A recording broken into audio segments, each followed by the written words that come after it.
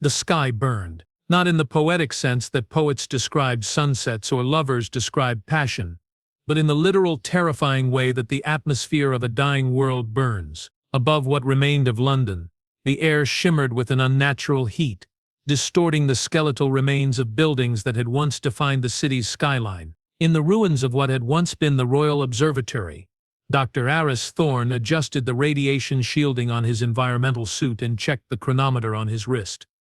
3 years.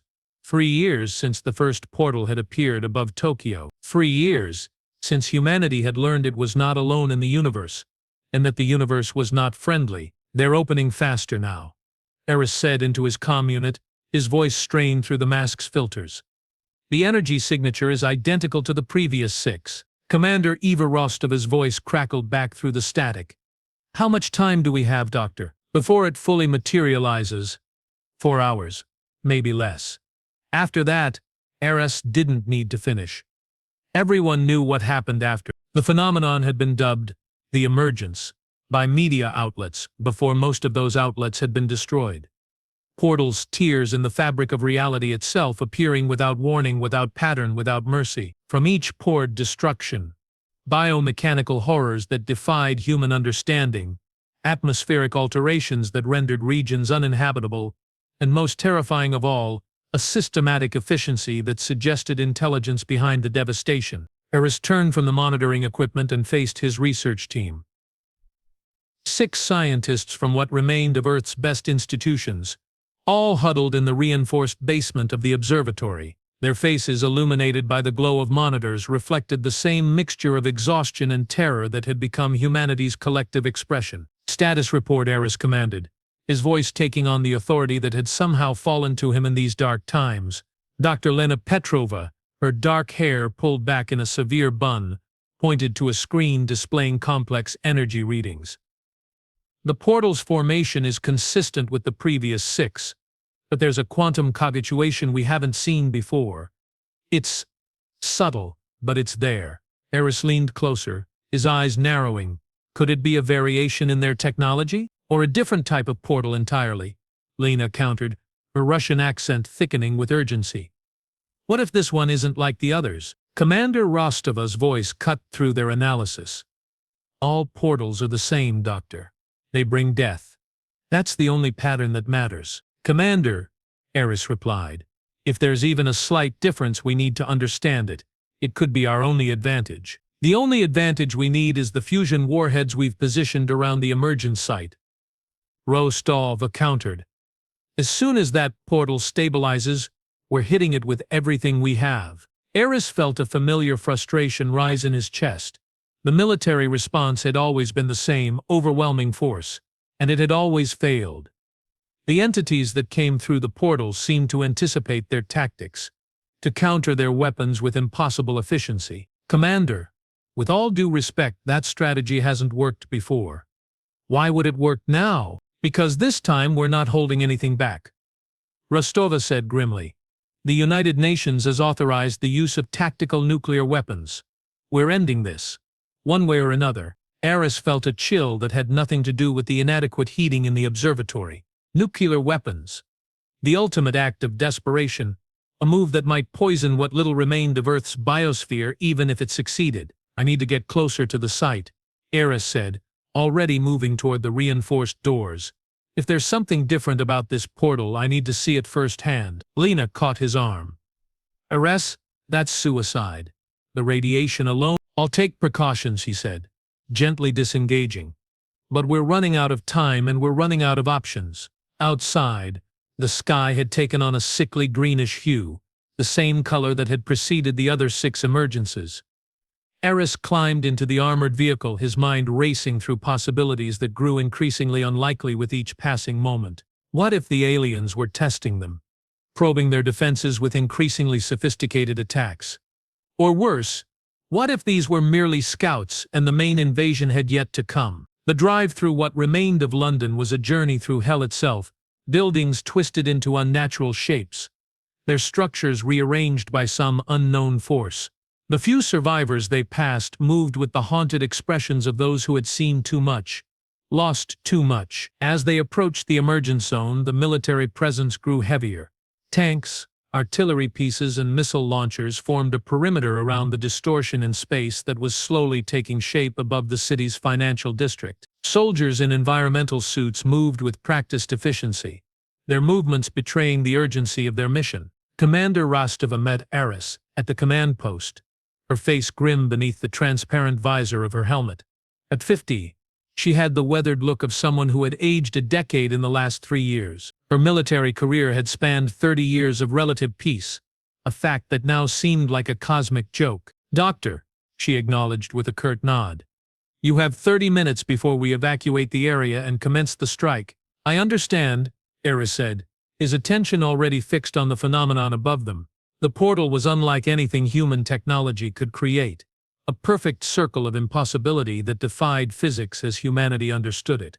Through its shimmering surface, shapes moved, indistinct but terrifying, hinting at the horrors that would soon emerge. "Can your instruments tell us anything useful?"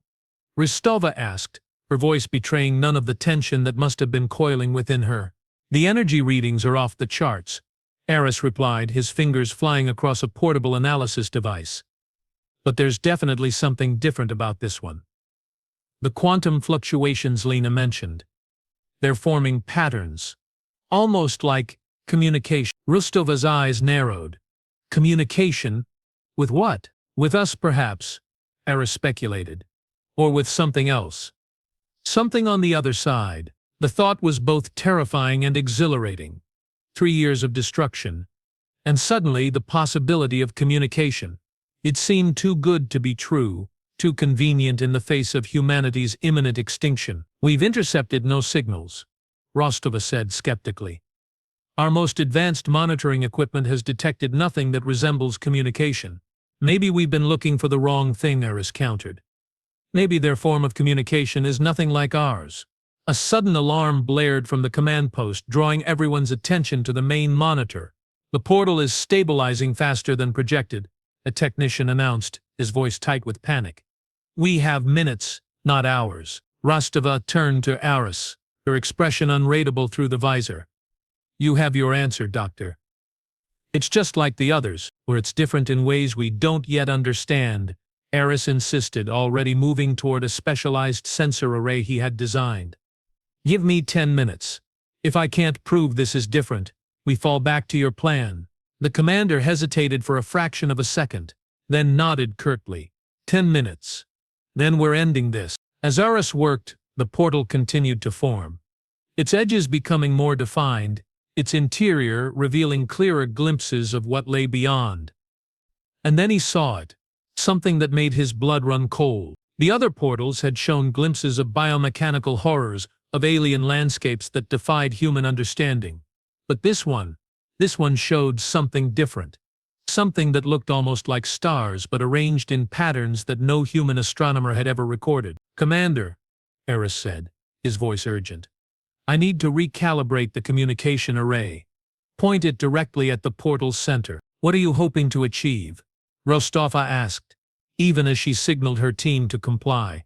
"I'm not sure," Eris admitted. "But if there's even a chance of communication." The military technicians worked quickly, repositioning the massive dish antenna that had been salvaged from a telecommunications satellite. As it locked onto the portal's center, Eris initiated a sequence he had designed but never truly expected to use, a mathematical message based on universal constants, the most basic language he could imagine. For a moment, nothing happened. The portal continued to form, its edges becoming more distinct. The soldiers around them prepared for evacuation, their movements increasingly urgent. And then it happened. A response. Not in words or images, but in pure mathematics. A sequence of prime numbers, followed by the value of pi, then the fine structure constant. A clear, unambiguous answer to humanity's question, "Is anyone there?" Eris felt a surge of excitement so intense it almost brought him to his knees. 3 years of destruction. And now contact. Not with the destroyers, but with someone else. Someone who understood. "It's working," he breathed, turning to Rostova. "Commander, we have to delay the strike. We're making contact." Rostova stared at the readouts, her expression conflicted. "Doctor, Even if this is communication, it doesn't change what's coming through that portal. We've seen this 6 times before, but we've never had communication, Eris insisted. This changes everything. The portal pulsed with energy, responding to their message with another mathematical sequence, this one more complex, containing information that Eris couldn't immediately decipher. I need more time, he said. Whatever is trying to communicate with us, it's giving us something important. Rostova looked from the portal to Eris, her decision clearly weighing heavily on her. We have 5 minutes until mandatory evacuation. Make them count. As Eris worked to decode the message, the military perimeter around them grew more agitated. The portal was now fully formed, a perfect circle of impossible geometry that seemed to absorb light rather than reflect it. Through its surface, the alien stars grew clearer, their arrangement suggesting a map or diagram of some kind. Its coordinates, Eris realized suddenly. Not to a place but to a time. Or both. The message was becoming clearer now. A complex series of mathematical equations that spoke of dimensions beyond human comprehension, of civilizations that had risen and fallen when Earth was still cooling from its formation. They're not like the others, Eris said, turning to Rostova with an urgency that bordered on desperation. They're fighting the same enemy we are. The portals, they're not weapons. They're warnings. Rostova's eyes widened as the implications sank in. You're saying whatever is coming through these portals, it's not the same as what's communicating with us now? I'm saying there are at least 2 factions involved, Eris explained rapidly. One that destroys, one that tries to warn. And this portal, it's different because it's controlled by the second faction. As if in response to his words, the portal changed. The alien stars vanished, replaced by something that made everyone who saw it gasp in disbelief. A message, not in mathematics this time, but in images that formed directly in their minds, telepathic communication that bypassed language entirely. A civilization ancient beyond human comprehension, facing extinction at the hands of the same entities that now threatened Earth. A desperate plan to seed the universe with warnings, with portals that would activate when developing species reached a critical technological threshold. And a final shocking revelation. The portals weren't weapons at all. They were escape routes. Gateways meant to transport civilizations to safety before the destroyers arrived. But something had gone wrong. The destroyers had found a way to corrupt the system, to turn the gateways into invasion points. All except one, Portal Zorn 7, which had somehow maintained its original purpose. It's a trap, Rostova realized suddenly. Not for us, but for them. The entities that come through the other portals, they're being lured here. Eris nodded, his mind racing with the implications. And Portal Zorn 7 is the only one that still works as intended. It's not an attack, it's an evacuation route. The realization was staggering. 3 years of fighting, of losing, of believing humanity faced an unstoppable invasion force. And all along there had been a way out. A way to escape the destruction that had claimed so many. We have to get people through, Eris said, already moving toward the portal. While we still can, Rostova grabbed his arm, her expression conflicted. Doctor, we don't know what's on the other side. It could be worse than what we're facing here, or it could be our only chance at survival, Eris countered. Commander, we have to try. As they debated, the first of the destroyers began to emerge through the portal, biomechanical horrors that defied description, creatures of nightmare and impossible geometry. But something was different this time. They weren't advancing. They were hesitating, as if confused by the portal's dual nature. The message, Eris realized. It's affecting them, confusing them. Rostova made a decision that would change everything. Evacuation protocol, she commanded into her comm unit. Get as many civilians as possible to the portal. We're going through. The military response was immediate and efficient. Soldiers who had been preparing to fight now focused on evacuation, guiding the few survivors who remained in the area toward the impossible gateway that offered their only hope. Eris stood at the edge of the portal, his scientific curiosity warring with the instinct for self-preservation. The gateway shimmered with an energy that defied human understanding. A tear in reality that led to, "Where?" Eris, Lena's voice crackled through his comm unit. "What's happening? We're losing contact with the command post." "We're evacuating," Eris replied, his voice strained. Through the portal, it's not what we thought. It's a way out. There was a pause. Then Lena's response came through, filled with the skepticism that had defined their professional relationship. Eris, that's insane. We have no idea what's on the other side. Better the unknown than certain death, Eris countered, watching as the first civilians stepped through the portal, vanishing from one reality and emerging in another. You need to get your team and follow. As soon as possible. As more people passed through the gateway, the destroyers began to recover from their confusion, their advance resuming with renewed purpose.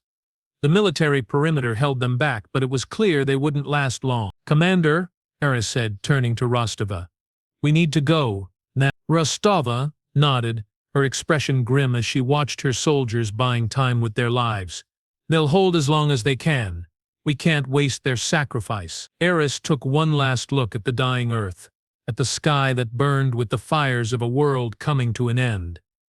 Then he stepped through the portal, leaving behind everything he had ever known. The transition was instantaneous and disorienting. One moment, he stood on the ruined earth.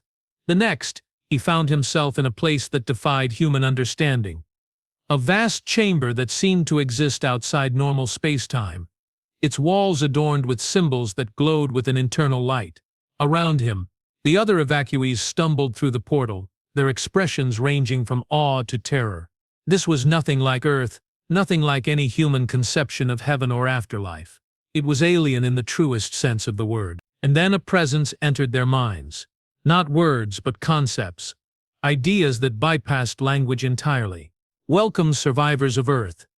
You are safe here, for now. The voice was ancient, impossibly old, yet filled with a sorrow that transcended time itself. A consciousness that had witnessed the death of galaxies, the extinction of countless species. We are the SCI-FI, or what remains of us. 1 billion years ago, we faced the same enemy you now face. The Void Eaters, as we came to call them. Entities that exist between dimensions, that consume reality itself. Eris felt a chill that had nothing to do with the temperature of the chamber. The Void Eaters. A name for the destroyers that had come through the portals. A name that suggested an appetite beyond human comprehension. We created the gateways as a means of escape. A network of portals connecting safe worlds across the universe. But the Void Eaters corrupted our system, turning most of the gateways into invasion points. All except this one. Portal Zorn 7. Which we protected with the last of our power. The presence in their minds grew stronger, more defined, taking on a personality that felt almost familiar despite its alien nature. We are what remains of the Earth civilization. 1 billion years dead, yet not entirely gone. Our consciousness survives in this place, between dimensions, watching and waiting for others like you, species that have reached a critical point in their development. Eris looked around at the other survivors, their faces reflecting the same mixture of awe and terror he felt. They had escaped Earth, but at what cost? And what future awaited them in this alien sanctuary? Your world is lost, the SCI-FI consciousness continued, its mental voice filled with a regret that spanned eons. But your species may yet survive. We offer you a choice: remain here with us, in this sanctuary outside normal space-time, or venture forth to one of the worlds we have prepared for refugee species. The implications were staggering. Humanity had been reduced to refugees, their homeworld destroyed, their future uncertain.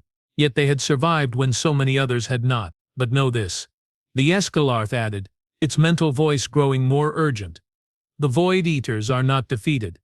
They have tasted your world, and they will hunger for more. Your escape through Portal 7 is not an end to the conflict, but merely a pause in a war that has raged since before your species evolved. As the SCI-FI consciousness spoke, Eris felt a presence behind him. Turning, he saw Commander Rostova, her expression unreadable beneath the transparent visor of her helmet. Doctor, she said, her voice strained. We have a problem. Eris followed her gaze to the portal, which had begun to flicker and distort. The connection to Earth was becoming unstable, the gateway threatening to collapse. We're not through yet, Rostova said, her voice tight with urgency. There are still people on the other side. Scientists, soldiers, civilians who couldn't reach the evacuation point in time. Eris felt his heart sink. They had escaped, but at the cost of leaving others behind. It was a moral calculus that no human should have to make. Yet here they were, faced with exactly that choice. The gateway will not hold much longer, the SCI-FI consciousness explained. The Void Eaters are focusing their energy on destroying it. Once it collapses, the connection between your worlds will be severed forever. Eris looked from the unstable portal to the faces of the survivors around him. Fewer than 1,000 out of Earth's billions. They had escaped, but at what moral cost, and what future awaited them in this alien sanctuary? As if in response to his thoughts, the portal pulsed with energy, and through its wavering surface Eris saw something that made his blood run cold. Not Void Eaters, but something else. Something that shouldn't have been possible. Humans, or what had once been humans. Transformed, altered by the portal energy, or by some other force. Their bodies twisted into shapes that defied human understanding, yet still retained recognizable features. And they were coming through the portal, their movements purposeful, their expressions filled with a hatred that transcended their transformation. The corruption, the SCI-FI consciousness explained, its mental voice filled with ancient sorrow. The Void Eaters have found a way to use your own kind against you. Some of those who passed through the portal have been altered, turned into weapons. Eris watched in horror as the transformed humans emerged, their bodies a nightmarish fusion of human and alien biology. They moved with an unnatural grace, their eyes burning with an intelligence that was both human and utterly alien. "Fall back," Rostova commanded, her voice tight with urgency. "All personnel fall back to the secondary chamber." As the military personnel formed a defensive line between the transformed humans and the civilian evacuees, Eris felt a familiar despair wash over him. They had escaped Earth only to find themselves in a new kind of hell, fighting against twisted versions of their own kind. They cannot be reasoned with, the SCI-FI consciousness explained. The Void Eaters have completely overwritten their consciousness, leaving only the appearance of humanity. They are weapons. Nothing more. Eris watched as the first of the transformed humans attacked, their movements impossibly fast, their strength beyond human limits.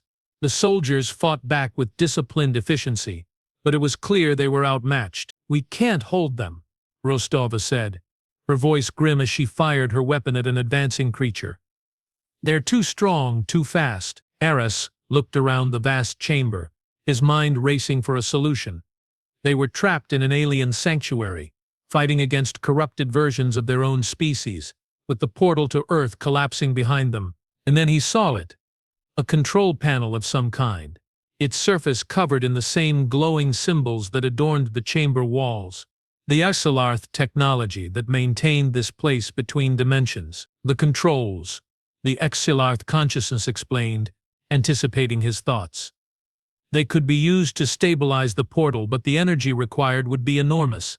It would drain our remaining power completely. Eris understood the implication. To save the people still on Earth, they would have to sacrifice the SCI-FI consciousness that had saved them. They would be cutting off their only source of information about the Void Eaters, their only guide in this alien reality. "We have to try," Eris said, already moving toward the control panel. "We can't leave them behind." Rostova nodded, her expression grim as she continued to provide covering fire. "Do what you have to do, Doctor. We'll buy you the time." As Eris approached the control panel, the symbols on its surface began to rearrange themselves, forming patterns that his mind somehow understood despite their alien origin. It was as if the SCI-FI consciousness was guiding him, showing him how to use technology that was a billion years beyond human understanding. "The energy transfer is beginning," Eris announced, his hands moving across the control surface with a confidence that surprised even himself. "But it's going to take time to stabilize the portal." "We don't have time," Rostova countered, her voice strained as the transformed humans broke through the defensive line. "They're getting through." Eris looked up from the controls, his eyes widening as he saw the creatures advancing toward the civilian evacuees. They were fast, impossibly so, their movements a blur of motion that defied human perception. "The portal," the SCI-FI consciousness explained, its mental voice growing weaker as Eris drew more power. "It's not just a gateway, it's a weapon. One last defense we built against the Void Eaters. If you can complete the energy transfer, it will emit a pulse that should disable the corrupted humans." Eris worked faster, his fingers flying across the alien controls. The energy transfer was accelerating, the portal beginning to stabilize, but it wasn't happening fast enough. The transformed humans were almost upon the civilian evacuees, their inhuman forms casting terrifying shadows across the chamber floor. "It's not working," Eris said, his voice tight with frustration.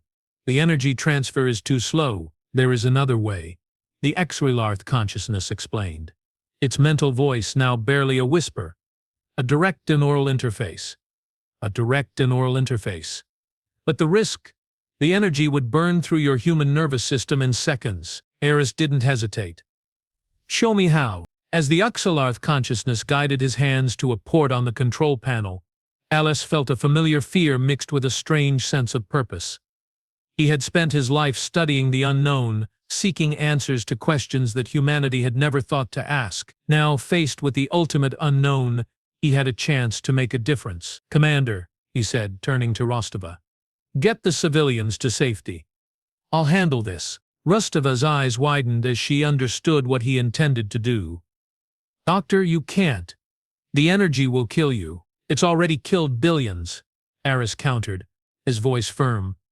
"If I can save even a few more, it's worth it." As Rostova ordered the evacuation of the civilian personnel, Eris connected himself to the alien controls, his mind bracing for the energy surge he knew was coming. The moment the connection was established, his consciousness expanded, engulfed by 1,000,000,000 years of Xyloth history, knowledge and sorrow. He saw civilizations rise and fall, galaxies born and die, and through it all the Void Eaters endless, hungering, consuming. And he understood. Not just the technology, but the purpose behind it. The gateways weren't just escape routes. They were weapons, designed to fight an enemy that existed outside normal space-time. An enemy that could only be defeated by bending the very laws of reality themselves. With this understanding came power. The energy transfer